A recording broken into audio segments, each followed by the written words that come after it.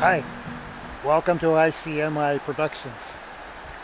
Where we're at is one of the scenic lakes called Kabonga in Parc La Vérendrye. And what we're about to see is how to set a net, the direction, and in the area. And the man that I have chosen to demonstrate, he is most proficient in his field of his way of life and survival. He's proficient in hunting, fishing, and his name is Corey Jerome. He's the one that's going to demonstrate and explain how it's done and why. And after the net has been set, we're going to leave it for a little bit, and we'll see what we end up with it and what's in it. And whatever may be in it, which hopefully is, I think it will be by the looks of it, we'll all be drooling.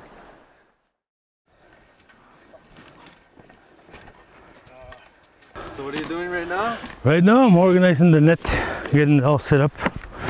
So what the idea is, I want to set up the net, so once I put it on the boat, I just could drift it out, to put it on the boat, and I take it out and set it as we go with the wind.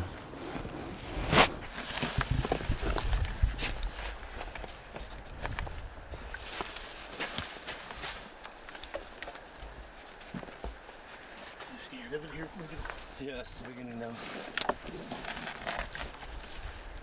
So what do you want to do first? You want to stretch out the net, find the beginning from the end. The lead line or the anchors, that goes on the bottom, and the one with the floats, that goes on the top. So you want to spread them out. We don't have to go that far. Let's do it here. Come on this side. Stand on this side, one side. You take one side, we'll pull it out and try and take it off. All the tangles.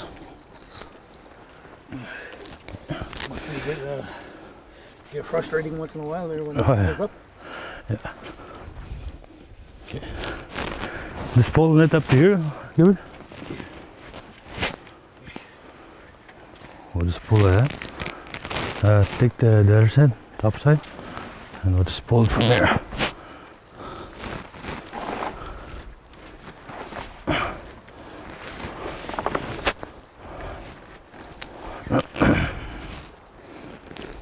See, what I want to do is I want to get one side, the yellow up on that side, and the lead line on this side. Okay.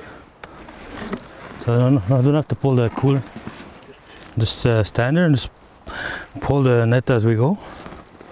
So that way it'll be easier to sit.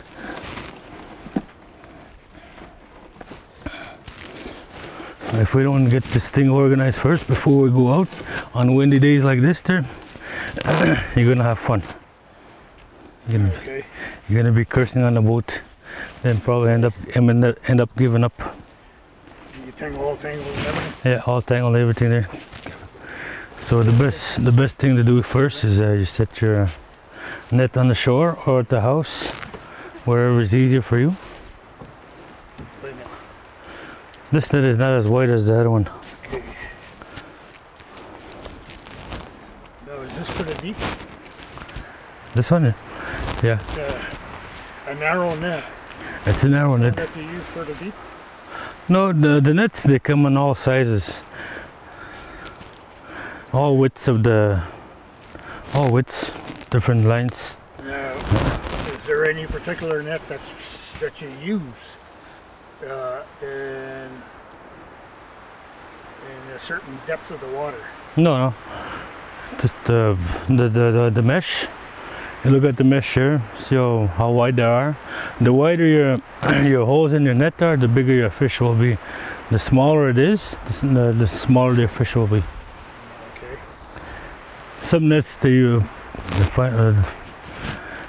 used for a different fish like sturgeon. Sturgeon will be way bigger than this, maybe 3 times bigger.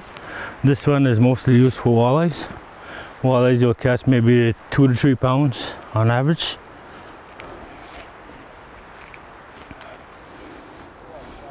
This net's maybe about 100 feet. 150 feet. So on the average, when you set out a 100-foot net, what do you expect to get out of that?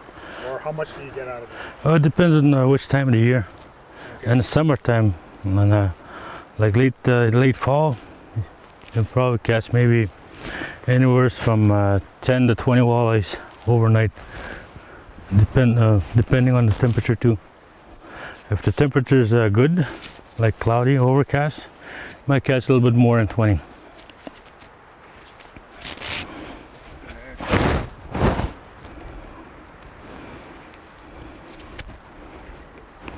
The size of the net in particular, like you say, this is 100 some odd feet.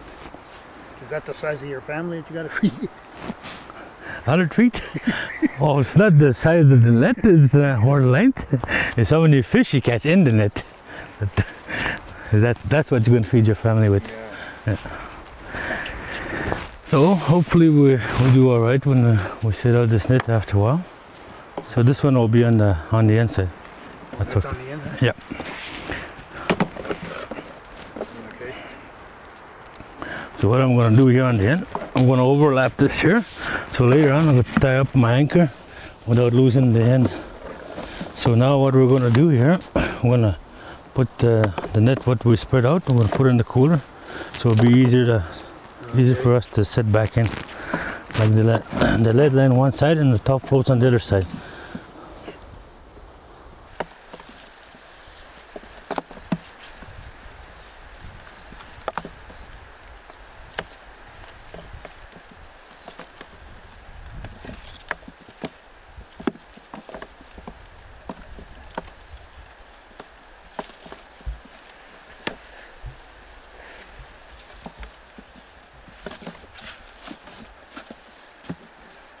Did you know the walleyes, they spawn twice in a year? No. Walleyes spawn first in May, and they spawn for the second time in September. Oh yeah? Most people didn't know that. No, I've never heard of it before. The first time I hear that. And I bet 10 to 1 if people knew it,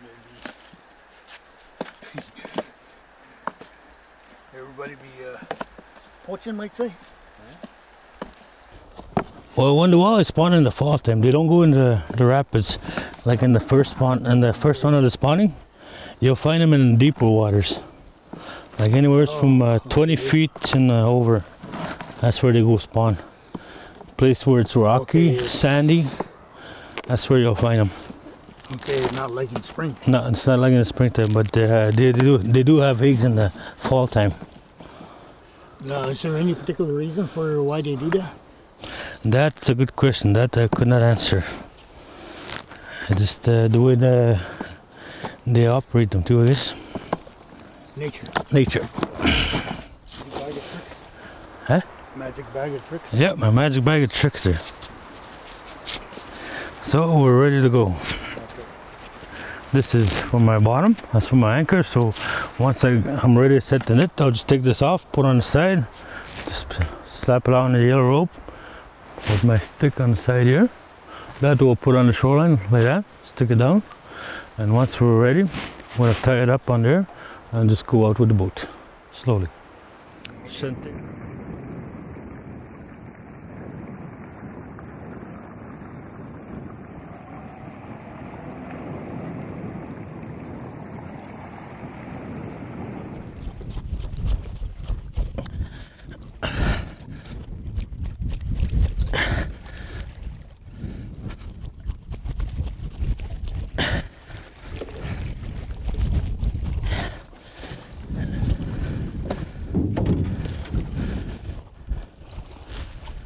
Okay, Gilbert.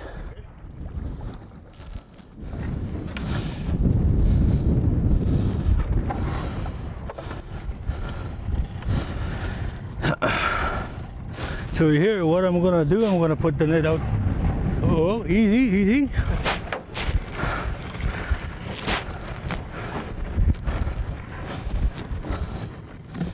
See how easy that comes out when it's all fixed there? Comes out nicely. Go backwards. The other way. Backwards? Yeah.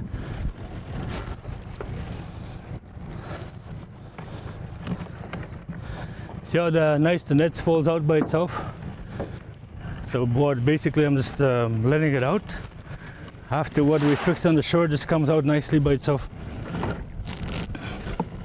I'll just hold up the top side, the floaters, so it doesn't mix up with the bottom, so it doesn't crisscross.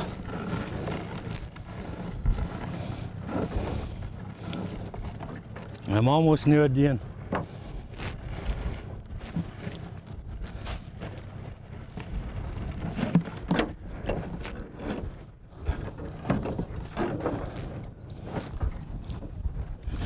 Okay. Okay, now what I'm gonna do, I'm gonna hold the anchor and tighten up the net. Make sure it's tight.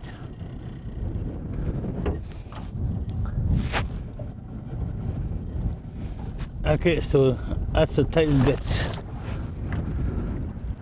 So we'll be back after and check it out. See what we have.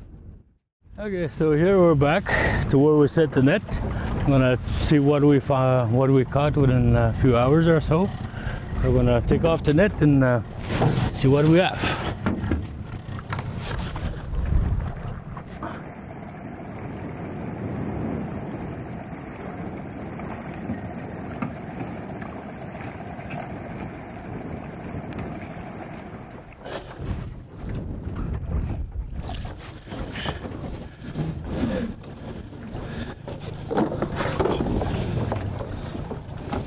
You can shut off your engine. Okay, here we go. Here's one coming up. And we have a walleye. Right. 2 walleyes.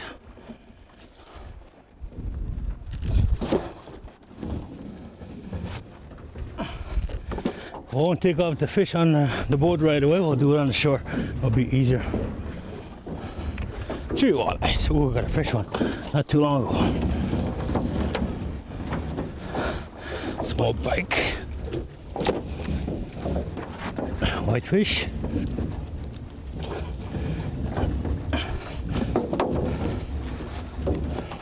Another walleye.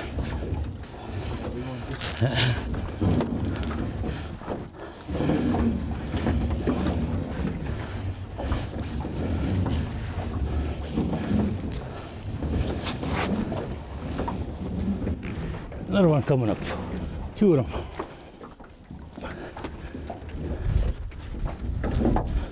Another one. And another one.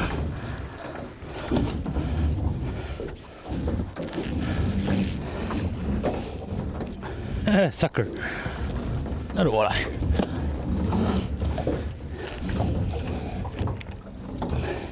Two more walleye. Okay. I'm at the end of my rope.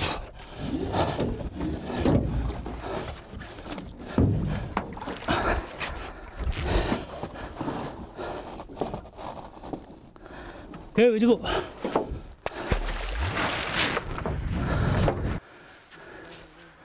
Take them out one by one there. Grab one in there.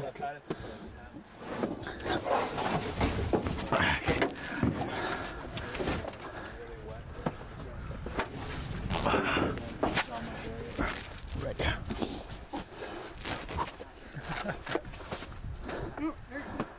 Okay.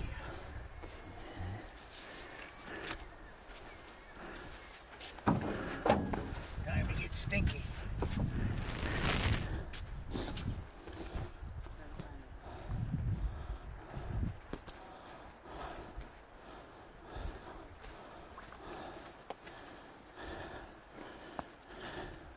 Okay, you just slide them right through. Yeah, some of them you could do that.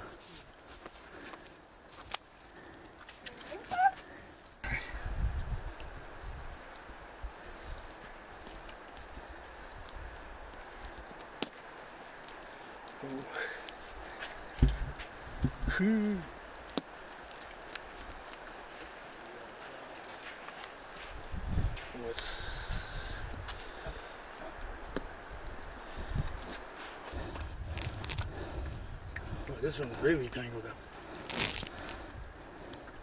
There's a way in, there's a way out. Well, you know better than I do. Once I learn how, then I want to be poaching. How's that? I wouldn't call this poaching. White men call it poaching. We don't. We call it survival. Good show. Good. That's the way we were raised up when we were young.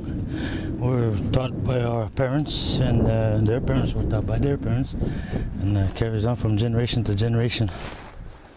Okay. Got a knife? Nope. This guy's really tangled up.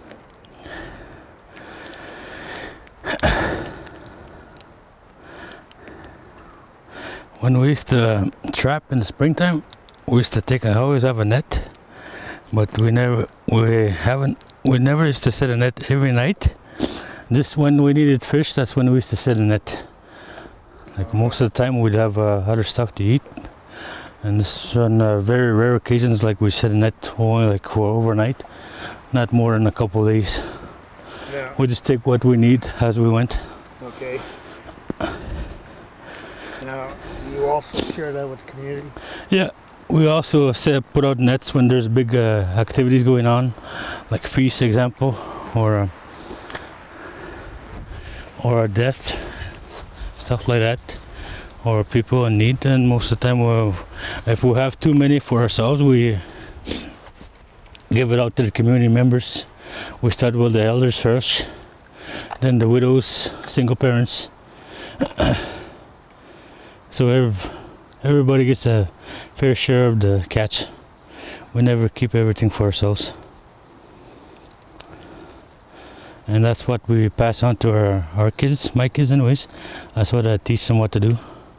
Okay, where did you learn, who did you learn from what you know today?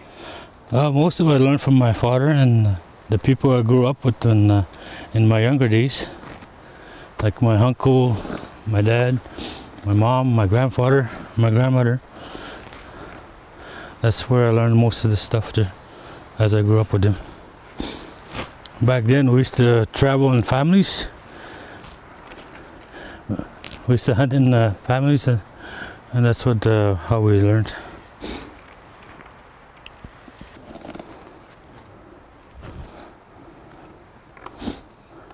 How long you live in Rapid Lake? I've been living in Rapid Lake all my life. I'm 37 years old there and been here for as far as I can remember, except for the time I went to school. Went to school down in Maniwaki. And after I finished school, I came back here. Well, I worked here and there. After I had a family at Stay Quiet, to support my family. And, trapping, hunting, fishing, working. You know Kabunga like the back of your hand? Oh yeah, Kabunga is my playground. Yeah. Big lake, yeah? Oh yeah, I started fishing here when I was maybe about, I'd say, 5 years old. My father was a guide for the park, and each chance I got, I always jumped in the truck whenever he went fishing there. Never had to ask me twice to go fishing. I always went. If it wasn't my father, it was somebody else. Like most of the time I spent did a lot of fishing with my uncle and among other friends too. Is your uncle your role model? Yeah.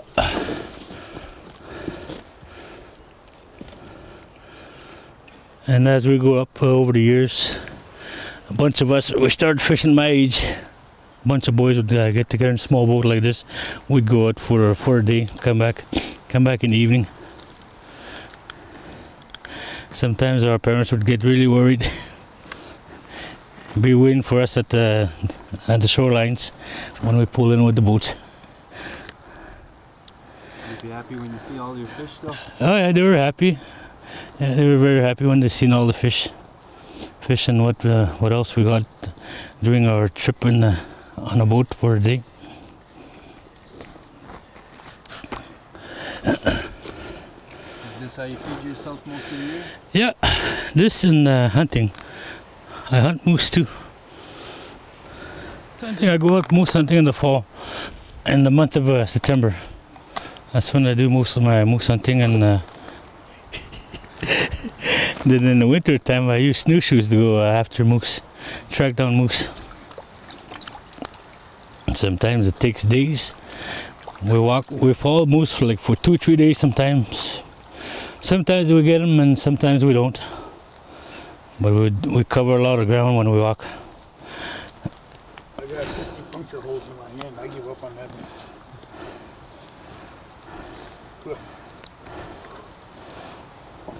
And when we kill a moose far in the bush, we just leave them there.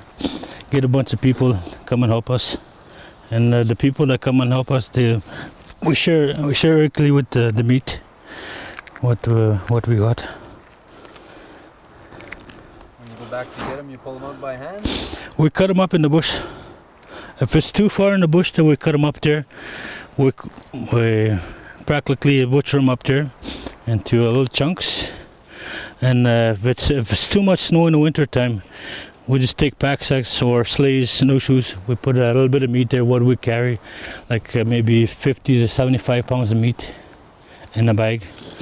We take it out like that. Depends how many people there are. If there's more people, we'll quarter it up in 4, and 4 people will be on pulling on one quarter, and we divide out equally like that. Sometimes it works out like that, and sometimes it doesn't. Depends how far the moose is in the bush too. Some people will come, some people won't come. Some people like it easy. Depends how cold it is? Yeah, it depends how cold it is too.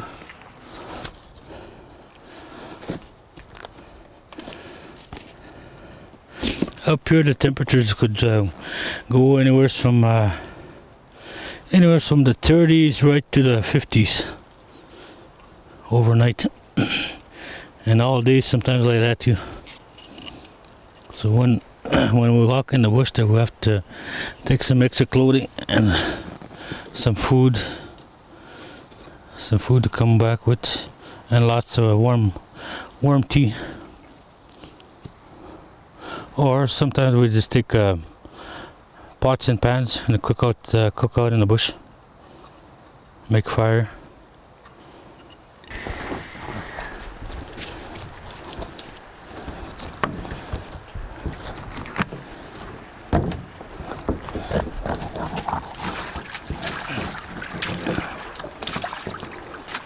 See right now, see right here, that's the Higgs. That's what be coming out in September. See right now it's kind of small. They're just starting. Yeah, right here. You use Toledo's a special way? No. So there's proof that just cut them up. The spawning is twice a year. So right now we're at the end of August. By second week September, they're going to be about like that. So right now, just the eggs are starting to come up.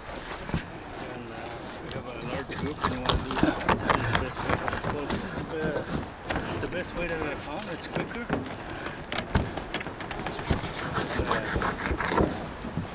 Save you a lot of time, and there's another way too. Some people will start from the back like that, come up like that, but I find it leaves a lot of meat behind. So when you fillet this way,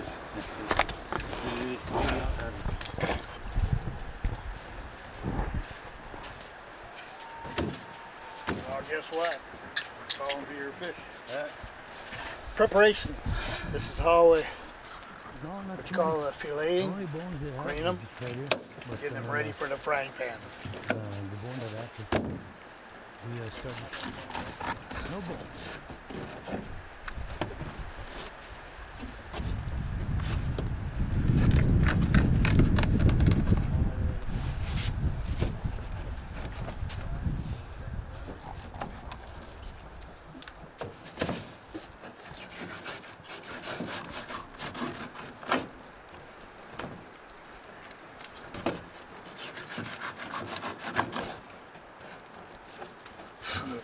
Just like that. Just like that. Twig and berries. The twig and berries. See, this one here too is good to eat the cheeks. It's like nuggets from McDonald's, but better. Fish nuggets? Yeah, fish nuggets, yeah. So you and Crazy Horse met at, where did you guys meet? We met in Valdor during Rex Foray's training course for foremen. That's where we met about 3 years ago now, Crazy Horse? 2000. 4 years ago. That's where I met the Ouija. Oh, birdie.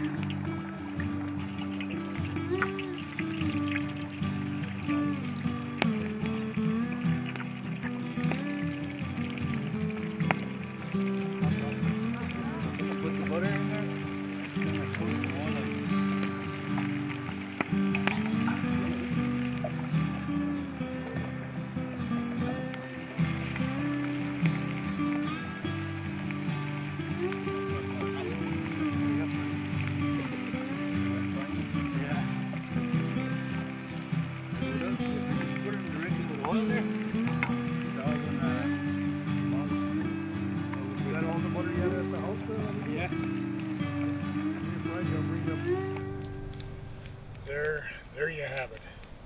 After a good fish fry. Do I hear, by the way, do I hear from the judges? Do I hear anybody out there? Well, how was the supper? There you have it. Good, awesome cooking. And our next episode, we'll see how it's done underneath the ice. And initially another show how to hunt and trap without a trap, without a gun. This concludes our episode on how to set a net and the results of it. I am Crazy Horse, and this is Corey Jerome. Thank you.